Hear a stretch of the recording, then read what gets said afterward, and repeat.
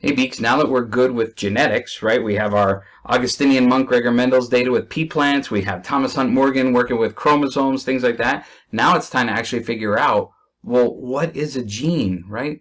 We're going to talk about the molecular biology of a gene. And this is just a kickoff to the unit today. We're not diving too deep yet into DNA and how it gets translated into a product in our cell. Okay, that's called gene expression. But what we're going to concentrate on today is how did we figure out that DNA was even the molecule of heredity in the first place? Most scientists didn't believe DNA was a molecule of heredity. Most scientists believed it was proteins. Okay, but it was because of some groundbreaking work from some earlier scientists that eventually we figured out it is DNA. And then we're going to figure out, well, what is DNA? Because they didn't know. Okay, so here we go. To begin this unit, we're going to talk about an old experiment from a British medical officer, Frederick Griffith, and it's called the transforming factor experiment. Now, what he was doing is he was working with pneumonia, okay, Streptococcus pneumoniae. And in this bacteria, there's two strains, okay? There's a harmless rough strain and a deadly smooth strain, okay? And basically, way back in 1928, he's just trying to help soldiers, okay, not die of pneumonia, okay? So, not really a geneticist, okay? He's just working on his pneumonia here. And what he found out was, sure, if I inject the smooth, okay, the dangerous form, then the mouse dies, okay? But if I inject rough, okay, a different variant of this bacterium, the mouse is fine, okay, sure. So think of it as the mouse's immune system can beat off the rough, no problem, but the smooth, no, you'll succumb to that disease, okay. So now he did something interesting. He killed the deadly smooth with heat and injected the mouse and they lived. That should make sense, right? It's like you cooking your food. What if there was some nasty pathogen on something you were about to eat? Now, of course, your mouth and your stomach and things, they have a lot of things to protect us. But if you cook your food first or if you heat it up, you're going to kill that pathogen, and that's what he did here. So he had this deadly stuff, and let's just say he boiled it, right? Well, after you boil it, if you inject it into the mouse is fine. There's no living pathogens there anymore. Fair enough. That's easy. But now the interesting part, okay? Griffith mixed a harmless heat-killed smooth bacteria with a harmless rough strain together. When the mice were injected with this mixture, most died. So Griffith wasn't happy with this. He said, wait. I injected two things that shouldn't hurt the mouse. The heat-killed deadly smooth, but again, I killed it, and the rough. And the rough is fine. And when I injected the mouse died. He's thinking, what is happening here? So, like a good scientist, he tried to figure it out. He did a biopsy on one of the dead mouse's lungs. And when he looked in there, he found deadly smooth. And he thought, wait, I didn't put any deadly smooth in there. What is going on here?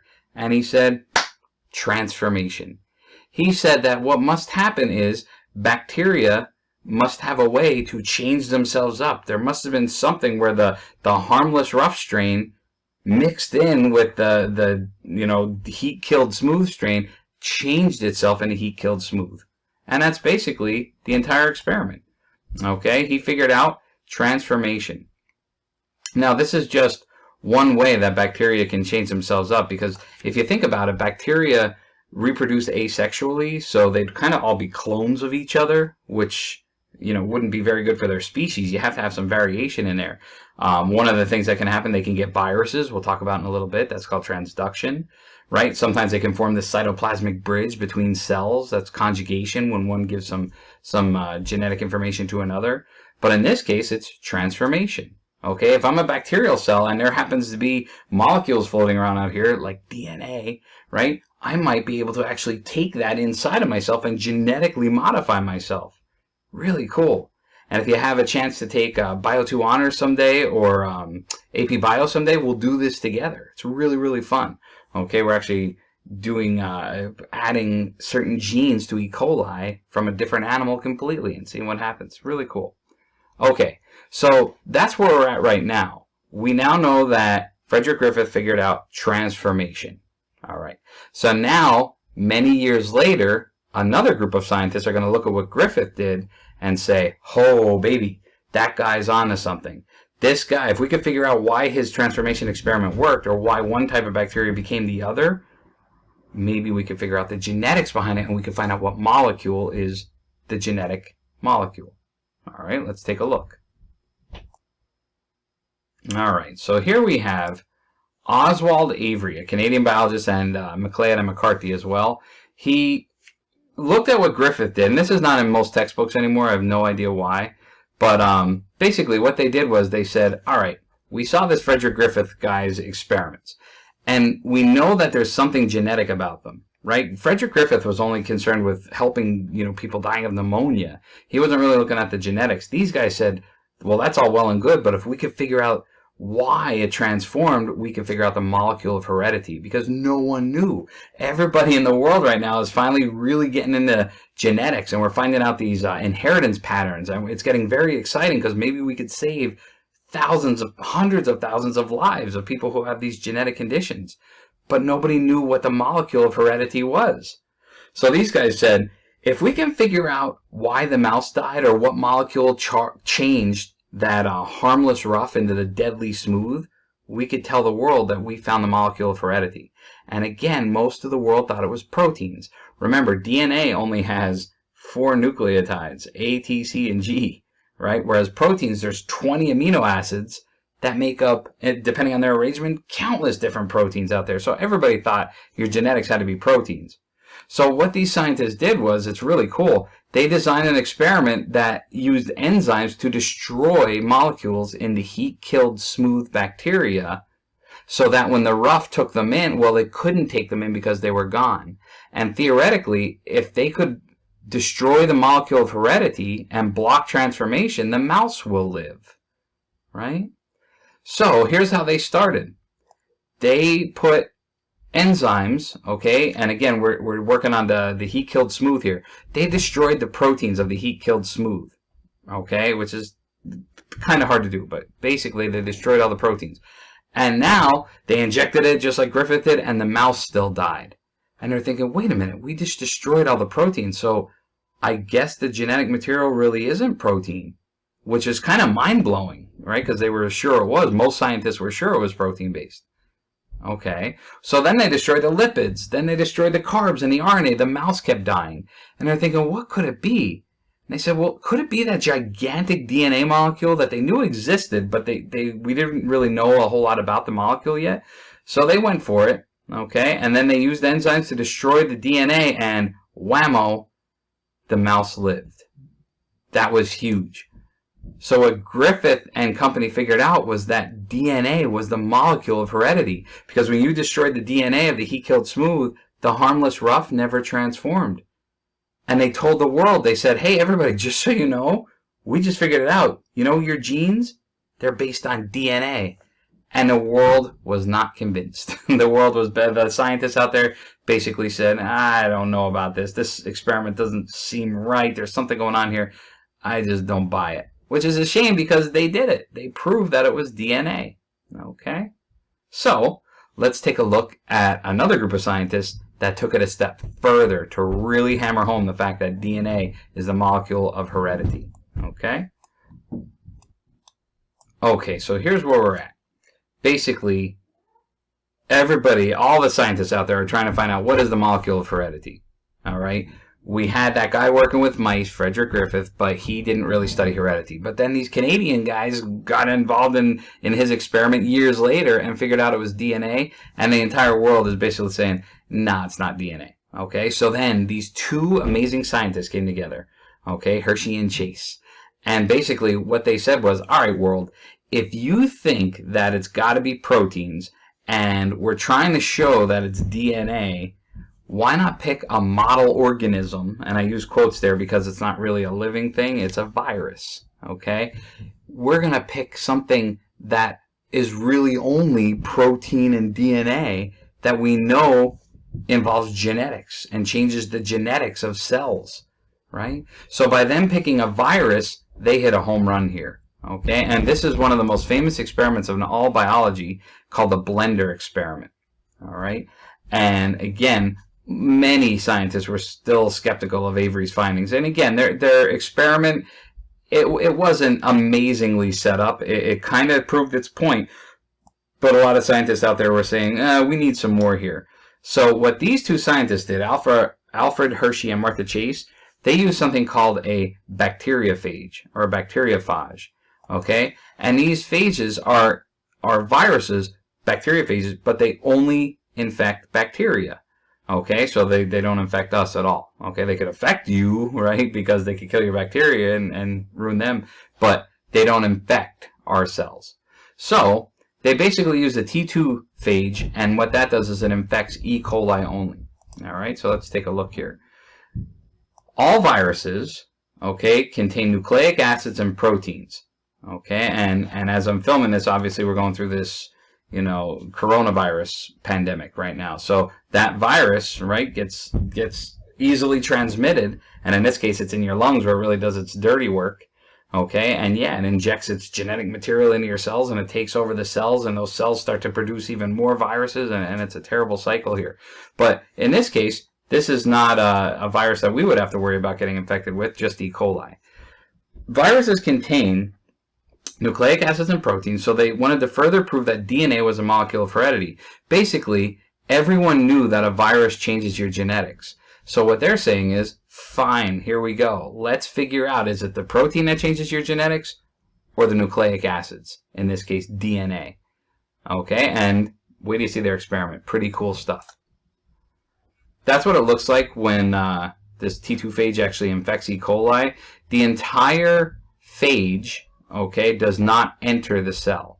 Okay, it just inserts its genome or its nucleotide. So to back up for a second, remember, all the yellow that you see in this picture, okay, so all of this on the outside, this is mainly protein. And then the genetic material, which is DNA in this case, happens to be inside of the head. So when he sits down on a cell, the protein stays here on the outside and just the DNA gets inserted. It's almost like a hypodermic needle. Okay?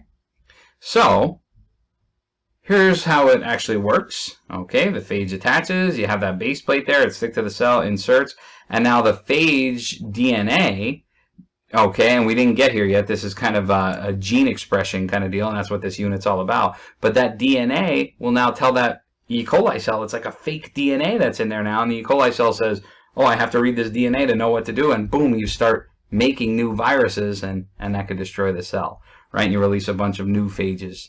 And then they'll go and infect more of your E. coli brethren, right? And it just keeps spreading and spreading. So nasty stuff, these phages here for E. coli.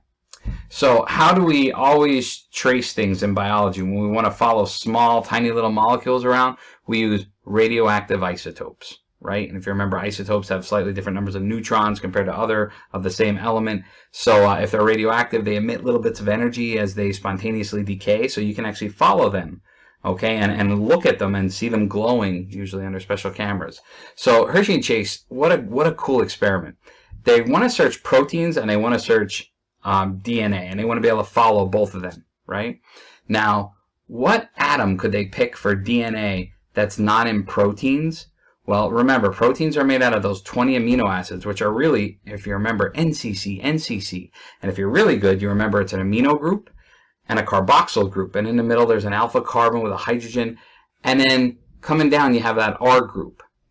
Well, you know what's not in the R groups, okay, or anywhere in those 20 amino acids is phosphorus, right? The outside of DNA, we're going to see the backbone of DNA contains phosphorus, but phosphorus is not found inside of amino acids, so not found basically in proteins.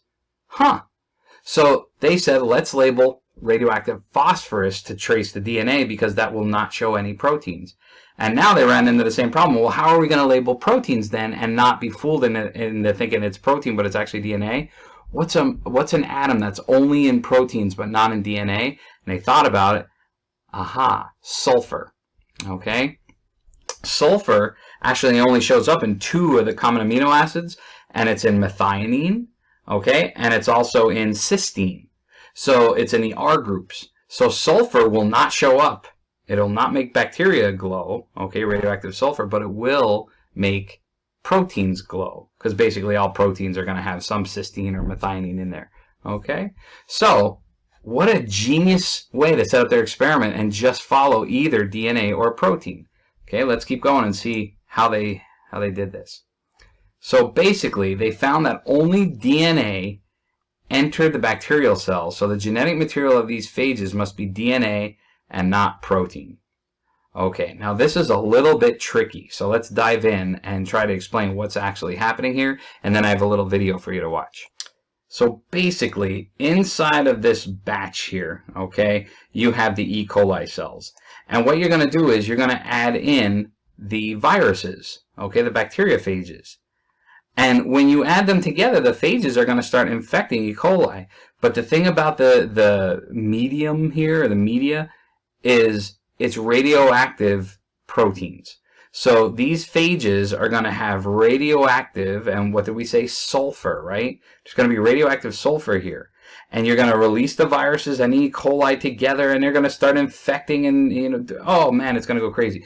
But then what you're going to do is you're going to put them in a blender. Okay?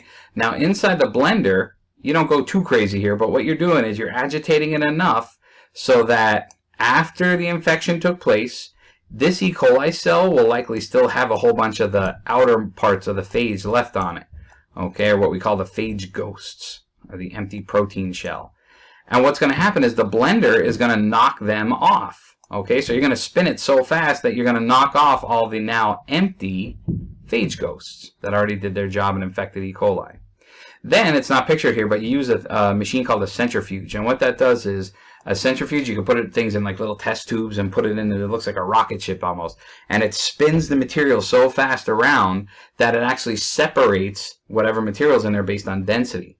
So if you think about it, what's going to be the densest part here? Well, it will probably be the big, huge E. coli cells, not the little virus phage ghosts. So what's going to happen is the E. coli cells settle to the bottom as it's spinning, whereas the lighter, okay, less mass, the phage ghost will stay above that. And that's kind of what this is trying to show you here. Okay, so the pellet at the bottom is all the E. coli cells, and the top is the phage ghosts. And what they found out was, hey, look at this. In the solution where the lighter material is, that's the radioactivity. That's where we see it glowing. But in the bottom, the part that got infected or what got injected into the E. coli, well, that's not glowing. Furthermore, if we plated this bacteria out, we are growing new bacteria and it's not glowing. Okay, so what Hershey and Chase kind of found out there in batch 1 is they found out that by labeling the proteins, it doesn't look like any of that radioactivity ever made it into the cell. Proteins might not be the molecule of heredity. So let's go back now and try the other way. Let's take a look at the DNA and see if that changed things. Okay, so now at the bottom here in batch 2, we have something different going on. Okay, again, in batch 1, we found out that proteins don't make it into the cell. No radioactive sulfur showed up in the cell. Let's take a look at the radioactive phosphorus 32. All right, so here we have the same kind of setup. We have our medium here with radioactive phosphorus 32, and the viruses are allowed to get going in there. Now, they add E. coli and allow it to infect. And as you can see here, it's the same thing. The virus infects. Then there's going to be phage ghosts left on the outside, so we have to put it into a blender and stir it up. And then after centrifuging this time, what we find out is, oh boy, oh boy, oh boy, only the pellet is showing the radioactivity, not the solution, meaning only the E. coli cells are glowing. But that should have been the viruses, right? So it turns out that when you labeled the DNA, that DNA made it inside the cells, and whammo, there it is. DNA was the molecule of heredity, not proteins. And they took it one step further. They grew it out, okay, the pellet, and they plated out this pellet onto a different petri dish, and the bacteria that started growing were glowing, as were their offspring. So what that showed was that molecule that got in there, which was DNA, actually got propagated to the kids of the E. coli, and it kept going. So Hershey and Chase showed the world, holy cow, world, guess what? The molecule of heredity actually is DNA, and now scientists from all around the world actually said, wow, you're right, it is. That's pretty crazy. Okay, so let me show you a quick video about this. Okay, hopefully this opens up for you.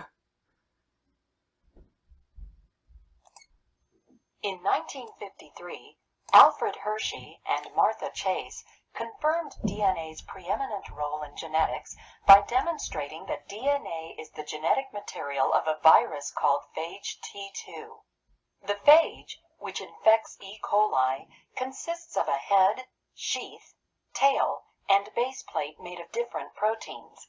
DNA is packaged within the head of the virus. When T2 comes in contact with E. coli, the phage attaches to the bacterium by its tail. Next, the phage injects genetic material into the cell. The genetic material directs bacterial enzymes to produce viral offspring. Alfred Hershey and Martha Chase confirmed DNA's preeminent role in genetics by demonstrating that DNA is the genetic material of a virus called phage T2. The phage, which infects E. coli, consists of a head, sheath, tail, and base plate made of different proteins. DNA is packaged within the head of the virus. When T2 comes in contact with E. coli, the phage attaches to the bacterium by its tail. Next, the phage injects genetic material into the cell. The genetic material directs bacterial enzymes to produce viral offspring. When the life cycle is complete, 100 to 200 progeny phages have been assembled inside each bacterium. The bacterium breaks open, or lyses, and the phages are released. Since T2 consists of only DNA and protein, Hershey and Chase reasoned that the genetic material must be one of the two components, so they designed an experiment to determine which it is. For their experiment, the scientists prepared T2 phages that either had radioactive DNA or radioactive proteins.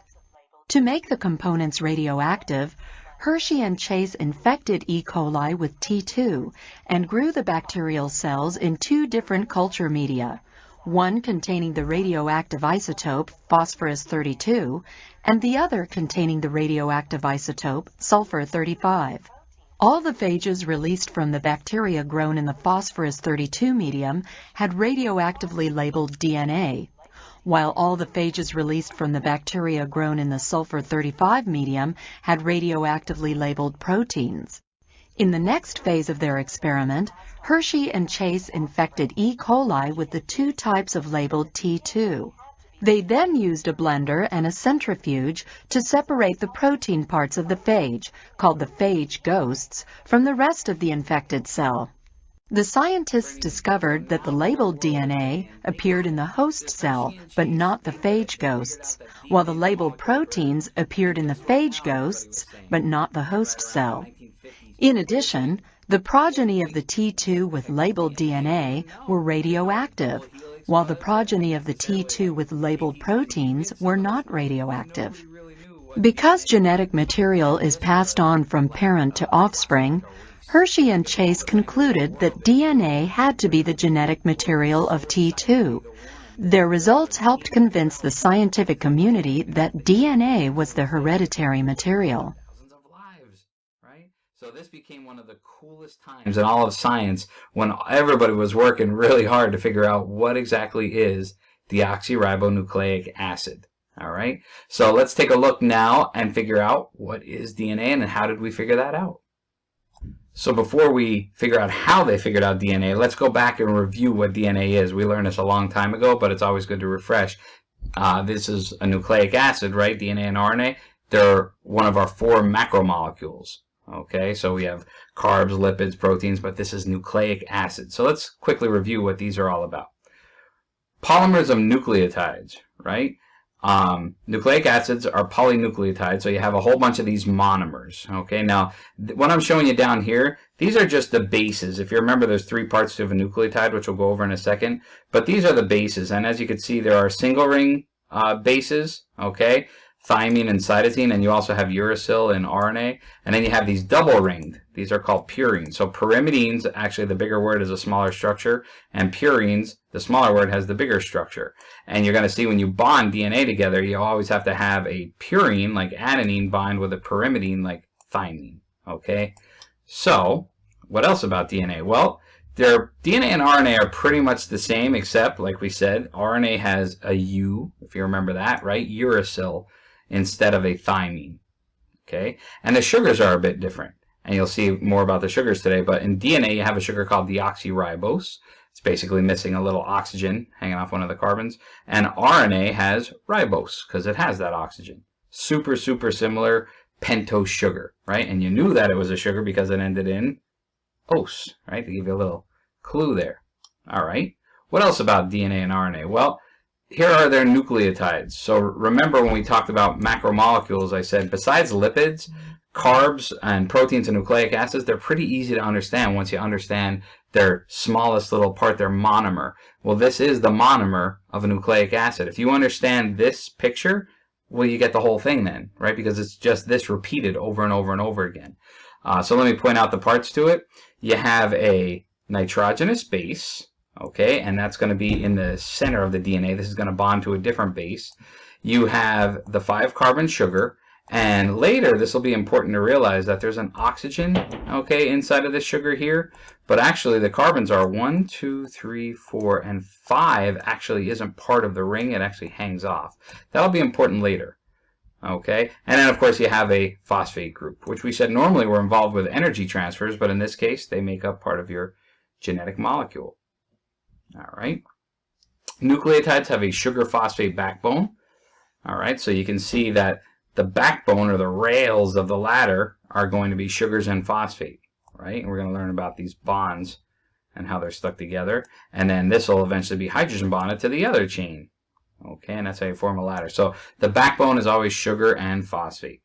All right, so here's a little video on DNA versus RNA. Okay, and hopefully this will ring some bells and clear out some cobwebs for you.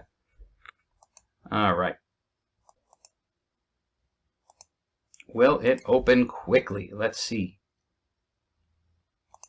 DNA and RNA are nucleic acids, polymers made of subunits called nucleotides. One difference between DNA and RNA is the type of sugar their nucleotides contain. DNA contains the sugar deoxyribose, while RNA contains the sugar ribose. Ribose has one more oxygen atom than deoxyribose. DNA and RNA are each composed of 4 different nucleotides, which differ in their nitrogenous bases. 3 of the 4 bases are the same in DNA and RNA: adenine, guanine, and cytosine. The 4th base in DNA is thymine. In RNA, it is uracil. The nitrogenous bases guanine and adenine each have 2 linked rings of atoms. They are called purines. Cytosine, thymine, and uracil each have a single ring, and these 3 bases are called pyrimidines. For convenience, the carbon atoms in a nucleotide sugars are numbered, beginning with the carbon atom bonded to the nitrogenous base, moving around the ring, and up to the carbon that is bonded to the phosphate group. The 1' carbon is bonded to the nitrogenous base, the 3' carbon to the next nucleotide, and the 5' carbon to the phosphate group. DNA and RNA are polynucleotides, long chains of nucleotides. Polynucleotides are always assembled in the 5' to 3' direction. A covalent bond forms between the carbon at the 3' position of a nucleotide and the phosphate group at the 5' position of the next nucleotide. RNA usually consists of a single polynucleotide chain. DNA, on the other hand, consists of 2 polynucleotide chains. The 2 DNA chains, or strands, are oriented in opposite directions and held together by hydrogen bonds between the nitrogenous bases on opposite strands. Because of their sizes, shapes, and arrangement of polar groups, the DNA bases form complementary pairs. Adenine pairs with thymine, and cytosine pairs with guanine. The 2 polynucleotides in DNA wind around each other to form the familiar double helix. The bases can be in any order, like the letters of the alphabet. However, the base sequence is significant. Sequences of bases called genes encode the instructions for the structure and function of an organism. So hopefully that was a good review for you from a long time ago. And that's what we now know today, okay? But what did we know back then? Not much, okay? Not compared to what we know today, of course. So what we're going to do is we're going to dive in a little bit and figure out how did they come up with the double helix, and how do we find this out? And it's one of the coolest stories in all of biology. So if you're interested in this stuff, you might want to go ahead and research it more, and I'll tell you more about that at the end. But this is wild stuff. Some shady behavior, some I don't want to share my data with you, some man, this person would have been able to find the double helix no problem if his passport wasn't canceled to go to Europe. And it's crazy the amount of stuff that's involved in here. And there's lots of really good books written about it. But anyway, let's dive in and find out how did we figure out the double helix. So, Erwin Chargaff, okay, an American biochemist, and he's actually not from America originally, but he was studying DNA, and he figured out two things while he was studying. And again, this is not in most textbooks, which is very weird. I don't really understand. And before I even tell you more about that, you're probably sitting there wondering, like, wow, is that my brother? Like my twin? Right? We're identical. It's crazy. Right? What a handsome man. Anyway, here we go. So DNA has different amounts of nucleotides. Chargaff figured that out. Okay. But then what he figured out also is that, when I look at DNA, the numbers of A's seem to equal the number of T's, and the number of C's equal G's. So adenine and thymine are equal, and cytosine and guanine are equal, which we now call Chargaff's rule. And you might be sitting there right now being like, yeah, no duh, dummy. That's because A bonds with T and C bonds with G, so of course their numbers have to be equal. They didn't know that back then. They didn't know it was a double helix. Right? And this is the groundwork that's being built as scientists build on each other, and even today we're building, right? With gene therapy and things. It was built on these scientists' backs, right?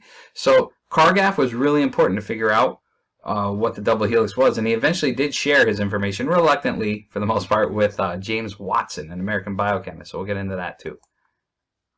Okay. Next up, we have Linus Pauling. And if you remember him, maybe that name's ringing a bell. He figured out the alpha helix, right? Do you remember when we were talking about, he figured out a whole lot more than that, but he's probably one of the best, if not the best biochemist to ever walk the face of the earth. This guy's amazing. And he basically was so close to figuring out the structure of DNA, but he was stuck in the United States, and most of the groundbreaking best work was actually being done in Europe, okay, in England specifically, and other places. And he wasn't allowed to travel there because this was, around the time where we were worried about like atomic bombs and things like that still, because it was after we dropped the bomb, and he wasn't allowed to leave our country. We were so afraid that other people would get his brilliant mind, so he said no, stay at home. So he sent his son over to find out what's going on over there in England, and he still basically was that close to figuring out the double helix even without being part of all the major research going on. And he actually thought it was a triple helix he came up with, but yeah, this guy's amazing. So Linus Pauling, cool guy. But then you had Wilkins and Franklin here. Maurice Wilkins and Rosalind Franklin. And I'll tell you at the end to look deeper into these people, because there's some really interesting and, again, not always great things that have happened in this story. But anyway, both of these people were X-ray crystallographers. Okay, they tried to figure out molecules by taking pictures of them using X-ray crystallography. It's kind of neat. And there's different forms of DNA. There's the anhydrous or B form, A form. There's weird stuff going on with the molecule that you don't really have to worry about. But just know, and I don't understand the science completely how this works, but just know that they used to take pictures of the molecules. Okay, and eventually Rosalind Franklin became one of the best in the world at doing this. And once you have your picture, you can use mathematics to dive into this picture and calculate exactly what's in there and how far apart these atoms are and what the structure of DNA could be. All right, pretty neat. So Wilkins and Franklin would take X-ray pictures, and if you notice there, she died pretty young. Okay, Rosalind Franklin, who is a kick-butt scientist. She's one of the coolest, best examples of a female in science before there were too many females in science, right? Because back then it was kind of an all-boys club. And it's awesome to see groundbreaking women like this doing great, okay, in science. And they really, again, it's because of people like this that now today women are very respected in scientific fields and growing consistently. So Why did she die so early? Well, she was using X-ray diffraction crystallography, so she did die of cancer, and it's probably because of these dangerous X-rays, right? Because maybe we weren't as careful as we should have been back then. But she took this very, very, very famous, okay, we call it Photo 51. Now, to us, we might look at this and just say, sure, it looks like an X. But other people saw this, and it was like a light bulb going off, okay? So basically, James Watson, who I'm going to introduce in a second, he's an American biochemist, and Wilkins took this picture to Watson, basically showed Watson. Now again, this was Rosalind Franklin's picture that Wilkins took to show Watson, and Watson was all excited because, he already had Chargaff's rules, basically A's and T's, C's and G's, and then when he saw this, he said, oh boy, and in his mind he started thinking like, DNA is twisted, almost like a rope, and there's regular intervals. So because of Rosalind Franklin's excellent work with X-ray diffraction crystallography, Watson was able to really dive into this picture and figure out what's going on here. And there's really two ways to look at this DNA here. Okay, now this is Watson and Crick, all right? And this is James Watson down here, the American biochemist, and this is Crick, okay, an Englishman. And what they decided to do was they said, we're not going to sit there and do mathematics and base it on calculations on pictures. We're going to build models, okay? And they kind of, well, Watson kind of wasn't very complimentary of Franklin because he called her Rosie, which was not cool. She hated that. And it's not funny. Watson did not treat her very well at all, even in his book that he wrote, which is actually a really good book. He wrote several books about it now, but he called her Rosie in there too.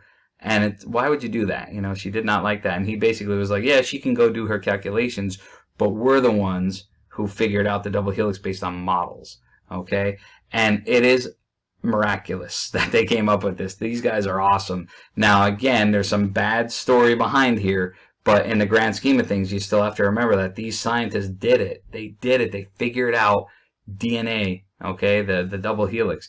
And basically, they built it. They were wrong one time. They invited all these scientists, and they weren't correct.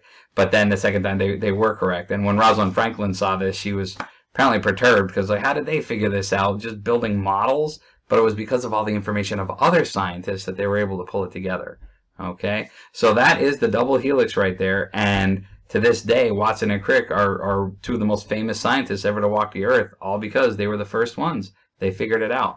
And there's something very specific about this molecule that is why most scientists were like, yeah, they did it. They got it. So what is it about their double helix here that most scientists, because other scientists came out with ideas too, but theirs is the winner. What could it be about their model that made all the scientists in the world say, darn it, you got it? And the answer to that is S-phase, copying. Their double helix actually showed how DNA can easily be pulled apart, which we're going to talk about this chapter, and used as a template to make new DNA. Because remember, when a sperm and egg come together to form a zygote, great, there's the little diploid cell. How the heck do you get DNA into the trillions of other cells now that you're made out of? DNA replication during S-phase. Their model showed how this is as easy as unzipping a zipper, okay, and using that as a template. So pretty neat stuff here. So the sugar-phosphate backbone you now know is on the outside of the DNA, while the nitrogenous bases are on the inside, right? And there's complementary base pairs. A always goes with T, C with G, and the bases are held together by hydrogen bonds, which you know are weak, but there is actually more strength to this molecule. Maybe you'll learn about it in like college physics or something, but there's more strength to this molecule than you might think. But yeah, sure, the inside is still held together by these H bonds. Okay, but there's a bunch of them. You have 6 billion bases or 3 billion base pairs in every cell for your DNA. So I mean that's a lot of H bonds. So it's a pretty strong molecule, but it does come apart. Okay, and you can do things that make it come apart too quickly, which we'll talk about, like getting sunburn or smoking stupid things or eating unhealthy things like that can destroy your DNA and rip it apart. And then if it comes back together, it might not be exactly right, and that could lead to a mutation, which we'll talk about later. But I like to tell my kids to think about climbing a ladder here. So if you're climbing a ladder, right, my feet are going up the ladder, here I go, I'm climbing. My hands would be on the sugar-phosphate backbone. Okay, so my hands keep touching the sugar-phosphate, whereas my feet would be on the bases. My feet are on the bases climbing up the ladder. Okay? All right. So, notice how it twists into the double helix. Let's watch one more little video here.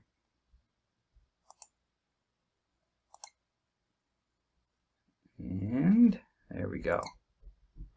DNA consists of two complementary strands of nucleotides twisted together to form a double helix. In this space-filling model, each atom is represented by a small sphere. The yellow and red phosphate groups make the two sugar-phosphate backbones easy to spot. They're on the outside of the double helix.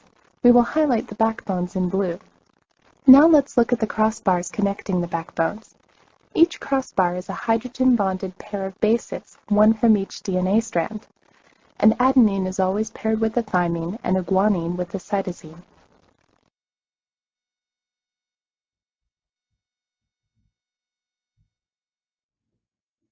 The double helix can also be represented by a ball and stick model.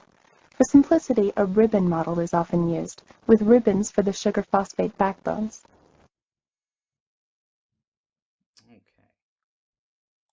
So that's the double helix. And I'll leave us with this. Thanks to the work of Franklin and others, women scientists are more respected than ever and make up a huge portion of the scientific workforce. Okay, so it's because of her work that we had the double helix when we had it. Okay, and they figured it out. And the work of many others as well. So what I'm going to do is I'll probably share some videos with you guys and let you learn more about that, because I think the backstory here is amazing. Because some people acted very poorly, such as Watson and Wilkins to an extent, okay? And the Nobel Prize was eventually awarded. Of course, they figured out DNA, and the problem is Rosalind Franklin had already died. So she kind of got brushed under the rug, okay, because you can't win the Nobel Prize posthumously. So it's almost like she had nothing to do with it. And I don't know if it's necessarily just that feeling of, wow, guilt or what, but eventually it came out. And I think a lot of it had to do with Francis Crick and Wilkins to an extent saying, hey, James, Watson, we need to give Rosalind Franklin a lot of credit here. It's because of her hard work that we discovered this double helix. Okay, so pretty neat stuff. So I do hope you take the time to look up the backstory about Photo 51, Watson and Crick's discovery of the double helix. It's pretty interesting stuff. Okay, and that's the beginning of our unit. So pretty neat stuff, and it's really cool because when Watson and Crick first figured this out, they published their paper in Nature in 1953, this journal, and it was basically a page. You know, like that's how simple DNA is. Okay, it took up one page to explain something that scientists all over the world were working so hard to figure out. And eventually they wrote another paper that was bigger, but point is, it's not that complex, right? DNA is not too bad. So where we're going to go from here is we're going to learn how exactly DNA replicates itself during S phase. And this process can be as simple as saying, hey, one DNA becomes two, or you can really dive in and try and understand all the little mechanisms and enzymes involved. Okay, so I hope this introductory lesson was helpful to you. And what did we learn today? We learned the scientists who figured out that DNA, number one, is the molecule of heredity. And then number two, the scientists who figured out that, oh, wow, what is DNA? Well, it's a double helix that can replicate itself. Okay, hopefully that was helpful. Take care.